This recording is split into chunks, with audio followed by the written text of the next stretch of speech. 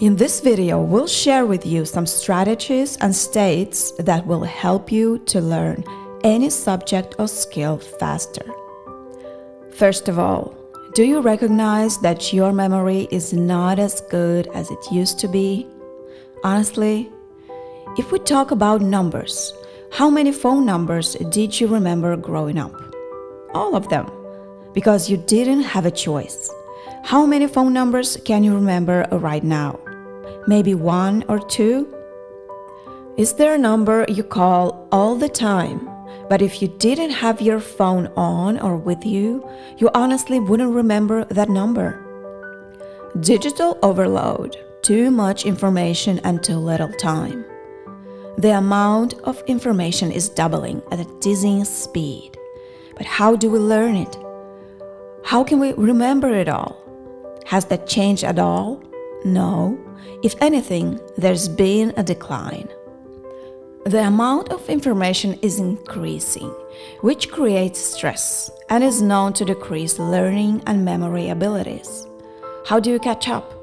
How do you keep up with all the information? How do you get ahead? Another issue is digital distraction. The worst habit that you can have in the mornings is to touch your phone in the first hour after waking up.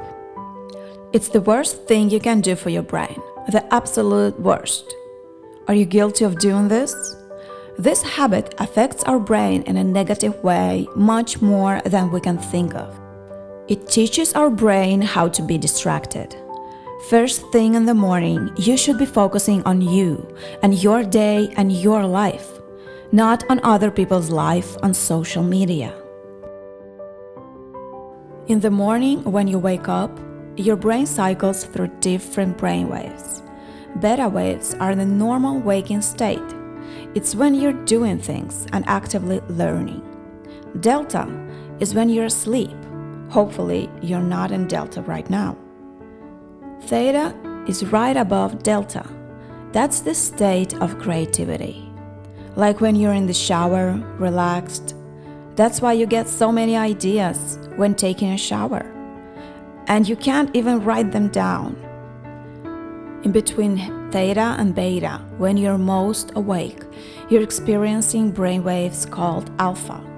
This is the state when you meditate, when you do deep breathing. It's the state when you also watch television. That's why sometimes when you talk to someone who watches TV, they don't hear you, because they are in alpha state. They're so in trance, TV is programming them. The alpha is a state when your conscious mind is set aside and you're not filtering the information coming in. Alpha state is a great state to learn facts, to learn foreign languages, to learn information like presentations and scripts. That's how many actors learn their scripts. They go into alpha state when they're in a relaxed state of awareness, where the conscious mind is set aside and information is flowing in. The same thing happens when you watch television. And you can control those states once you learn the strategies behind it. Digital dementia is a real medical term right now. This is when we outsource our brains to our smart devices. We are so reliant on our smartphones that our smartphones are making us stupid. Of course, in some cases, it's very convenient. Nobody wants to memorize 500 phone numbers. But we've lost the ability to memorize one.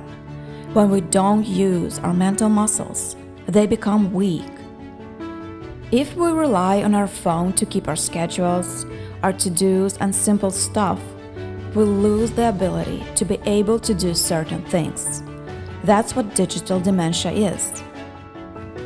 When you have your phone in your life and you check everything from smart devices, like using GPS for no reason at all, you can't even notice small signs of real dementia. Without smart devices, you would notice much faster if you had memory lapses and go get it checked sooner than later. Nowadays, we're not getting that early detection just because of that. Smart devices could be extremely convenient, but they can be crippling also. So keep that in balance. You need to keep your brain active. In school, we focus on learning different subjects. Classes like math, history, science, Spanish, all important subjects. But we're not taught about how to learn. Where are classes on creativity, problem solving, and thinking? Where are classes on reading faster, having better focus on concentration, or improving your memory? Socrates says there's no learning without remembering. By training your memory, you will learn any skill faster. Here are 6 keys to fast learning. We live in an expert economy. We want to be knowledgeable about things because knowledge is not only power, knowledge is profit. How do you access those things? I want you to remember be fast. B stands for belief, because if you believe you can or you can't, either way you're right. Henry Ford said that. All behavior is belief-driven. You have to believe that you can. E stands for exercise. Physical exercise, because the primary function of your brain is to control your movement. As your body moves, your brain grooves. If you want to change your state, exercise. Movement is the key. F stands for forget. A lot of people don't learn faster because they think they know it already. Have you heard cliché? And there's truth in every cliché. Your mind is like a parachute. It only works when it's open. You should have a beginner's mindset. A stands for active. When you learn new things, you need to be active. You need to say things out loud, take notes, ask questions, and participate in it. Learning is not a spectator sport. The human brain and mind doesn't learn consuming information. It learns through creating it. S stands for state. All learning is state dependent. You should never learn new things in a bored state of mind. Most people, when they read, they are in a bored state of mind. Do you remember reading something and you have no idea what you read? Then you go back and you reread it, and you still don't know what you just read, because you were in a bored state of mind. And have you ever used reading as a sedative? If you read in a state of falling asleep, how efficient do you think your learning will be? Many people try to learn new things in a tired and bored state of mind. So control your states. And final T in Be Fast stands for teach.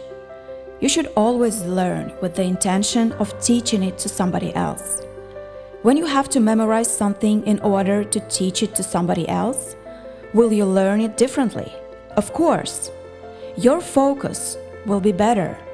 You'll ask better questions. You'll take better notes. You will learn with the intention of teaching it to somebody else. Because when you teach something, you get to learn it twice. Children are the fastest learners, right? And you too, you can access that anytime, because you have that inner child.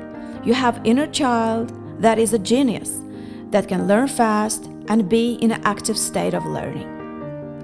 If you could go back to your childhood or your younger self and could tell or say something you wish you knew early in life, what would that be? And if you go into the future, 1 year, 5 years, or 10 years ahead, what would today's you say to the future you if you had that chance?